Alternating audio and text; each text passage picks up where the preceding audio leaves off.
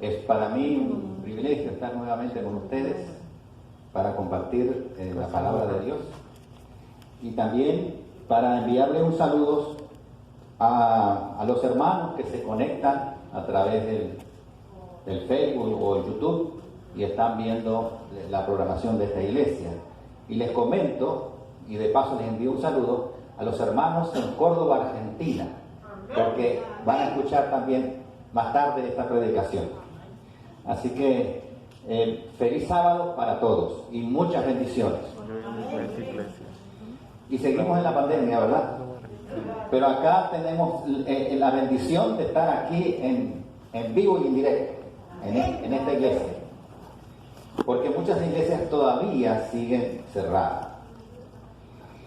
Y si nosotros observamos, aparte de la pandemia, que es un mal que está afectando a todos los países del mundo, miramos también que hay otras cosas que están pasando.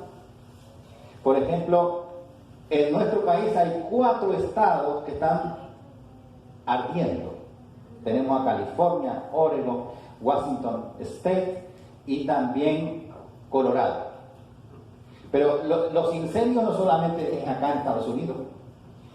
En este momento también en las sierras de Córdoba, Argentina, están ardiendo. También en Perú hay incendios. Y escuché en estos días que en Jerusalén también había incendios.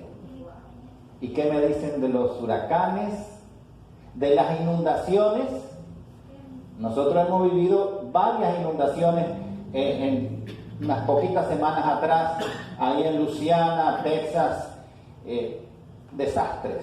Pero no solamente acá, hay que mirar que en otros lugares, en otras partes del mundo, en Italia, en China, en otro país, Singapur creo que es, en Brasil, tremendas inundaciones. Y cuando uno ve todo esto, bueno,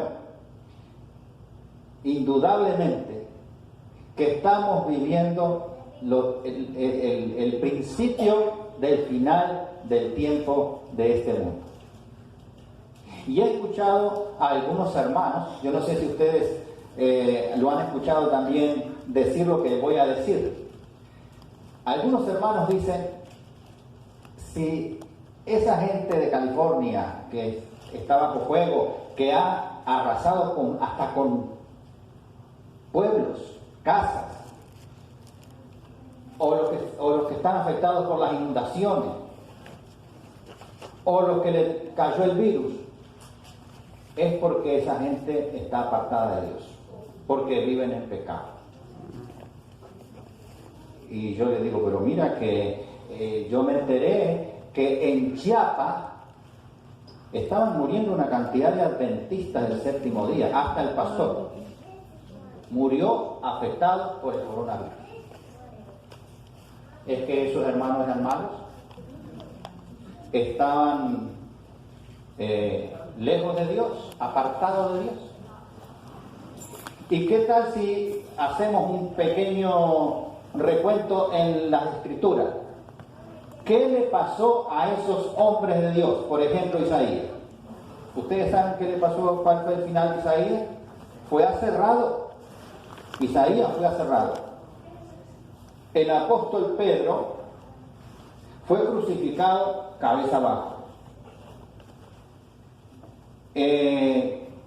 Juan, el discípulo amado, fue introducido en un recipiente con aceite caliente para que se muriera, pero Dios le preservó la vida.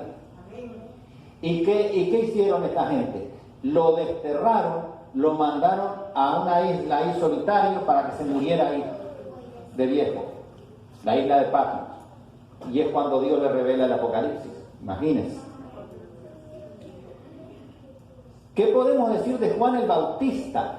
Cristo dijo de Juan el Bautista, y eso ustedes lo pueden leer en Lucas 7:29, él dijo que os digo que entre los nacidos de mujeres no hay mayor profeta que Juan el Bautista.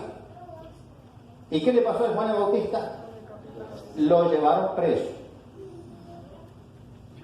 Y cuando lo sacaron de la cárcel, fue para decapitarlo, para cortarle la cabeza. ¿Y de Pablo? ¿El apóstol Pablo? El apóstol Pablo fue azotado, fue encarcelado una cantidad de veces, y él tiene ahí un versículo que describe bien en Efesios 6:20, que dice: por el cual soy embajador en cadenas, que con denuedo hablé de él, de Cristo, como debo hablar. ¿Acaso todos estos hombres de Dios eran malos? Y por eso le sobrevino ese castigo. Nosotros que posiblemente nos creemos muy buenos, porque no hemos vivido las situaciones severas que han vivido estas personas. Yo les pregunto, ¿somos realmente buenos? ¿Sabe lo que dice, lo que le dijo el Señor Cristo Jesús al joven rico? ¿Por qué me llamas bueno? Ninguno hay bueno sino uno, y ese es Dios. Nosotros no somos buenos, hermanos. Nosotros somos rebeldes, somos pecadores, transgredimos la ley de Dios. Solo uno es bueno, y ese se llama Cristo Jesús. Pero claro, voy a aclarar un punto. Nosotros somos pecadores. La diferencia es que somos pecadores arrepentidos y limpiados por la sangre preciosa de Cristo Jesús. Amén. Entonces sí hay una diferencia en nosotros. Seguimos siendo pecadores, pero hemos aceptado el sacrificio de Cristo para que nuestra vida sea una vida nueva en Cristo Jesús. Y en Romanos 5:8 ahí dice el Señor: mas Dios muestra su amor para con nosotros, que aún siendo pecadores, Cristo murió por cada uno de nosotros. Por eso, en todo momento, en todo lugar y en toda circunstancia, nosotros tenemos que mantener la vista fija en Cristo Jesús, que es el autor y consumador de nuestra fe. Y el versículo sigue diciendo: por el gozo puesto delante de él, sufrió la cruz por causa nuestra, menospreciando el oprobio, es decir, la deshonra, y luego se sentó a la diestra de la majestad del cielo, a la diestra de Dios. Así que Cristo vino a este mundo, una persona sin pecado, la única persona buena, y vino a sufrir. Entonces, ¿cuál es la respuesta para esta gente que dice que si a ti te está pasando algo malo, es porque tú tienes algún pecado por ahí, porque tú te apartaste de Dios? Incluso llegan a decir: oh, Dios se apartó de ti. Bueno, en principio y en primer lugar, nunca Dios se aparta de sus hijos, aunque sea malo. Dios no se aparta. El que se aparta de Dios es uno, por los pecados que nosotros llevamos. Pero Dios nunca se aparta de sus hijos. El punto es que las dificultades que nosotros podamos tener, las dificultades, los problemas, las tribulaciones que nosotros podamos estar viviendo, es porque vivimos en un mundo de pecado. Todos estamos sujetos a experimentar cualquier clase de tribulaciones en este mundo que prueba nuestra fe, a ver qué tan fuerte es nuestra fe. Incluso esta misma pandemia ha cambiado todas las cosas. Ha hecho que la muerte nos aceche, la enfermedad esté ahí a las puertas. Tanto es así que tenemos que cuidarnos hasta aquí adentro en el mismo templo. ¿Y qué me dice de la falta de trabajo, la escasez, el hambre que mucha gente está padeciendo? Tal vez ustedes no lo ven, pero hay en otros lugares del planeta que la gente está pasando hambre porque no tiene trabajo. Y si no tiene trabajo no puede comprar alimento. Y el gobierno no ayuda. Acá más o menos ayuda algo, pero en otros países no. Entonces la situación se vuelve cada vez más difícil. Lo que nosotros debemos tener claro es que el ser cristiano no implica que nosotros nos hemos comprado un seguro contra todo riesgo. Eso no implica. Así que nosotros, siendo cristianos, siendo personas consagradas a Dios al 100%, podemos estar padeciendo algún tipo de tribulación. Una enfermedad, la pérdida de algún familiar, quedarnos sin trabajo, quedarnos sin dinero, nos botan de donde vivimos porque no podemos pagar el mortgage o la renta, etc. Es que mientras estemos viviendo en un mundo de pecado, vamos a estar sujetos a cualquier tipo de tribulación. Pero nosotros como cristianos, si nos toca andar en valle de sombra de muerte, ¿qué dice el Salmo? No debemos temer mal alguno, porque el Señor estará con cada uno de nosotros. Eso es la confianza que nosotros debemos tener. Y no preguntarnos como mucha gente se pregunta, ¿y por qué a mí? ¿Y por qué a mí? Y ya está contestada, ya contesté la respuesta a esa pregunta. ¿Por qué a mí? Porque vivimos en un mundo de pecado. La pregunta correcta debe ser: ¿para qué sucede esta situación en mí o en ustedes? ¿Para qué estoy en medio de una tribulación? ¿Para qué? No por qué. ¿Por qué? Es porque vivimos en un mundo de pecado. Pero ¿para qué? Y vamos a contestar ese para qué. Porque hay una razón muy específica. Y el para qué lo vamos a responder en un pasaje que se encuentra en el capítulo 2, en la segunda carta de Corintios, segunda carta, no capítulo 2, segunda carta de Corintios, y ahora sí, capítulo 1. Y ahí vamos a encontrar varios para qué. Comienza allí en versículo 3 al 11, vamos a analizar, del versículo 3 al 11. En el versículo 3 comienza: bendito sea el Dios y Padre de nuestro Señor Jesucristo, Padre de misericordias, Dios de toda consolación, el cual nos consuela en todas nuestras tribulaciones. Y ahí vamos a empezar con el primer para.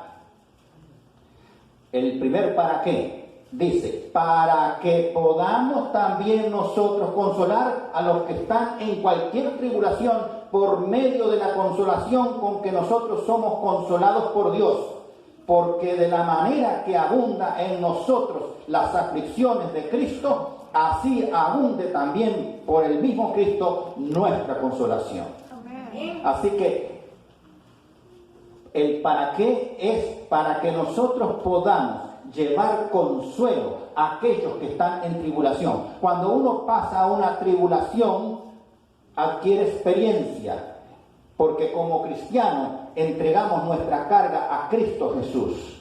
Y entonces, si nosotros pudimos resistir la prueba, tenemos ahora capacidad, conocimiento, experiencia para llevarle el consuelo a la otra persona que lo necesita. ¿Y de qué manera el Señor nos consuela? Mediante el ministerio del Espíritu Santo. Allí en Juan 14, 16 al 18, Cristo dice claramente: y yo rogaré al Padre y os daré otro Paracletos, que es una palabra griega que significa consolador, para que esté con vosotros para siempre. No va a estar un rato, no va a estar un año, no va a estar una semana, va a estar para siempre con vosotros. El Espíritu de verdad, el Espíritu Santo, el cual el mundo no puede recibir porque no le ve. El mundo, la persona incrédula, la persona que no se ocupa de buscar a Dios, la persona que no se ocupa de escudriñar las Escrituras, esa persona no ve el Espíritu Santo. Pero ustedes sí, porque en ustedes mora el Espíritu del Dios Altísimo. Amén. porque ustedes han aceptado a Cristo Jesús. Por la fe, el Espíritu Santo mora en ustedes. Y el Señor dice en el versículo 18, no os dejaré huérfanos. Es decir, no los voy a dejar solos. Vendré a vosotros. ¿De qué manera? Por medio del ministerio del Espíritu Santo. Así que si alguno ha experimentado alguna clase de tribulación y ha buscado el consuelo que proviene de Dios, entonces, no solo por la experiencia de la tribulación va a consolar a la persona que está padeciendo una tribulación, sino que también la va a guiar a los pies de Cristo Jesús. Porque así como tú fuiste consolado, tú puedes consolar a la otra persona. Vamos a buscar otro para. Dios permite la tribulación y el sufrimiento y lo utiliza como una forma para perfeccionar el carácter del creyente. Quien soporta la prueba en el nombre de Cristo se fortalece en el amor de Cristo, en la gracia de Cristo, y como consecuencia comienza a experimentar una vida más estrecha y profunda con el Señor. Pero siempre y cuando vaya a buscar de Dios en medio de las tribulaciones. El apóstol Pedro tiene un versículo tremendo allí en 1 de Pedro 4:13 que dice que nosotros debemos estar gozosos cuando estamos en tribulación. ¿Por qué? Porque somos participantes de los padecimientos de Cristo. Cuando uno es participante de los padecimientos de Cristo, debemos sentirnos gozosos. Estamos participando con lo que Cristo padeció. Somos sus seguidores, somos cristianos. Por lo tanto, si está sufriendo, está sufriendo para la honra y gloria de Dios. Está sufriendo en el nombre de Cristo. Porque tú has aceptado a Cristo. Y Romanos 5, versículos 3 y 4, Pablo dice, nos gloriamos en las tribulaciones, sabiendo que la tribulación produce paciencia y es una prueba que produce esperanza. Nosotros tenemos la esperanza bienaventurada que muy pronto Cristo va a venir en majestad y gloria y le va a poner punto final a este mundo de pecado. Y a todos sus hijos se los va a trasladar para toda la eternidad. Lo va a trasladar al cielo. Y vamos a vivir con Cristo por toda la eternidad. Esa es nuestra esperanza.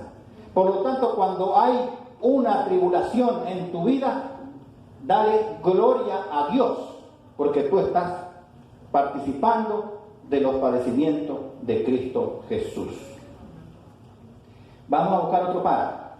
Versículo 6 del capítulo 1 de 2 de Corintios. Pero si somos atribulados, es para vuestra consolación y salvación. O si somos consolados, es para vuestra consolación y salvación, la cual se opera en el sufrir las mismas aflicciones que nosotros también padecemos. Así que las tribulaciones, las aflicciones, es para consolación y salvación de cada uno de nosotros. La salvación del ser humano, nosotros tenemos que aprender a confiar plenamente en Cristo Jesús, porque esa confianza que uno adquiere en Dios es un elemento fundamental, es la base del ser cristiano. La confianza plena y total en Cristo Jesús da un sentimiento de seguridad. Y entonces esa confianza, ¿de dónde proviene? Proviene de las promesas que tiene el Señor para cada uno de nosotros. Que Él te va a estar contigo, ¿cuántos días? Todos los días hasta el fin del mundo. Y Él dice que no tengas miedo, que no desmayes, porque Él va a estar, ¿cuánto va a estar con nosotros? O sea que Él dice que va a estar constantemente con nosotros, dando la fuerza, dándonos el ánimo, dando esperanza para que nosotros sigamos nuestra vida en el nombre de Cristo Jesús. Vamos a un siguiente párrafo. Para que los que son sinceros, cristianos sinceros y verdaderos creyentes, se unan con quienes están padeciendo alguna tribulación en un compañerismo de sufrimiento y consolación. Eso está en el versículo 7 del pasaje que nosotros estamos analizando, que dice así: y nuestra esperanza respecto de vosotros es firme, pues sabemos que así como sois compañeros en las aflicciones, también lo sois en la consolación. Uno entra como en condescendencia, entra en un compañerismo natural, porque la persona que tú estás viendo que está sufriendo, ha sufrido algo que tú ya lo viviste. Y entonces hay como un compañerismo para darle consuelo a esa persona que está en necesidad. Vamos ahora a otro para que está en el versículo 9 y 10, poderoso este para. Y dice, el versículo 9 y 10, para que no confiemos en nosotros mismos, sino en Dios, que resucita a los muertos, el cual nos libra y nos librará, y en quien esperamos que aún nos librará de tan grande muerte. Para que no confiemos en nosotros mismos, sino que confiemos en Dios. Porque mire, nosotros como humanos tenemos un defecto, y es confiar en nuestro esfuerzo, en nuestra fuerza, en nuestro cargo, en nuestro tesoro que tengamos, en el poder que nosotros podamos ejercer. Tenemos confianza en eso. ¿Y entonces qué hace Dios? Dios permite que con frecuencia sus hijos experimenten tribulaciones para que esos hijos que confían en sí mismos y no confían en Dios entiendan bien el versículo que está allí en Juan 15:5, que dice: separado de Cristo, ¿cuántas cosas puede hacer? Nada. Entonces tenemos que estar unidos con Cristo Jesús para poder resistir en el día malo, dice Pablo. Una constante dependencia de Dios es lo que nosotros debemos vivir en nuestra vida. Y eso, cuando nosotros aprendemos a depender de Dios, entonces nos sentimos con base firme, porque vamos a tener confianza en Dios. Nos sentimos estables ante un problema. Cuando la gente se pone nerviosa, tiene miedo y se esconde y comete a veces errores, cuando tú estás en Dios, vas a tener una confianza serena. Se están cayendo el techo, las paredes, pero tú te mantienes firme, porque tú sabes que el que tiene el control es Cristo Jesús. Amén. Y eso hace que cuando te sobrevenga otra tribulación, porque vivimos en un mundo de pecado, tú puedas estar con firmeza y poder resistir la tribulación futura que pueda venir. Porque mientras estemos en este mundo, vamos a sufrir de alguna manera o ver sufrir grandes tribulaciones. Vamos a otro párrafo, y este ya sería el último, porque ahí es hasta el versículo 11. Para desarrollar un espíritu de oración y agradecimiento a Dios, el Señor desea que la familia de la fe, nosotros, si somos hombres y mujeres de fe, tenemos que desarrollar el ministerio de la oración y la oración intercesora, interceder por aquellos que están padeciendo algún problema. Y también darle gracias a Dios, porque contamos con Dios para recibir nosotros el consuelo y para entregarle a Él nuestras necesidades, nuestras inquietudes, porque Él tiene todo el poder para resolver cualquier cosa, incluso hasta la muerte. Porque Él dijo: yo soy la resurrección y la vida, el que cree en mí, aunque esté muerto, vivirá. Así que todo problema lo puede resolver Dios. Y entonces nosotros en oración podemos ir con toda confianza al trono de la gracia para hallar gracia y oportuno socorro. Y interceder por aquellos que están en tribulación. El versículo 11 dice lo siguiente: cooperando también vosotros a favor nuestro con la oración. Eso es lo que dice el versículo 11 de 2 de Corintios capítulo 1. El ministerio de la oración. Para que por muchas personas, así que aquí no está diciendo que está orando uno solo, acá está diciendo que están orando muchas personas. Para que por muchas personas sean dadas gracias a favor nuestro por el don concedido a nosotros por medio de muchos. Tal vez tú estés experimentando una situación difícil en estos momentos, yo no lo sé, o tal vez algún familiar tuyo o un amigo, no lo sé, yo no sé nada de eso.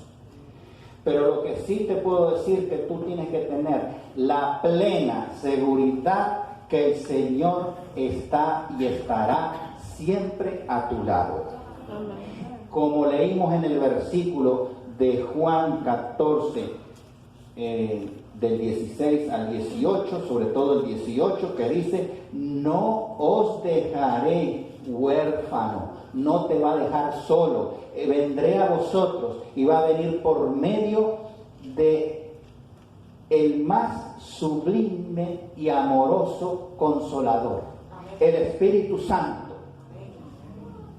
Alguien que ya leímos también allí en Juan 16, versículos 7 y 8, donde dice: el Consolador, si yo no me fuera, porque si yo me fuera, el Consolador no vendría a vosotros, mas si me fuere, os lo enviaré. Así que el Espíritu Santo, el Consolador, estará y está con nosotros para siempre. Y además, hay un versículo allí en Hebreos 4:15 donde dice: porque no tenemos un sumo sacerdote que no pueda compadecerse de nuestras debilidades, sino uno que fue tentado en todo según nuestra semejanza, pero sin pecado.